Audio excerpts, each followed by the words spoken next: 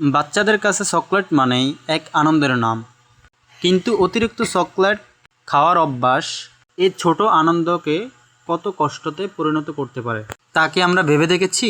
চকলেটের অতিরিক্ত চিনি দাঁতের এনামেল নষ্ট করে এবং তৈরি করে ব্যাকটেরিয়া, যাকে আমরা সহজ ভাষায় বলি দাঁতে পোকা। শুনুন এই ছোট বন্ধুর মুখ থেকেই, সে নিজেই বলেছে অতিরিক্ত চকলেট খাওয়ার পরে দাঁতে পোকা হয়।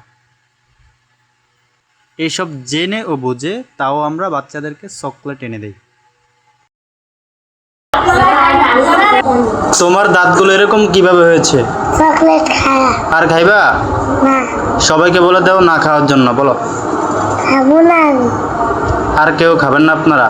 আচ্ছা, আচ্ছা না তো, সবাইরে বলে দাও আর কেউ আপনারা খাবেন না চকলেট। চকলেট খেলে আমার মতো দাঁত পোকা ধরবে। আপনারা আর কেউ চকলেট খাবেন না, খেলে আমার মতন পোকা ধরে যাবে। আল্লাহ হাফেজ। আল্লাহ হাফিজ। ই কর।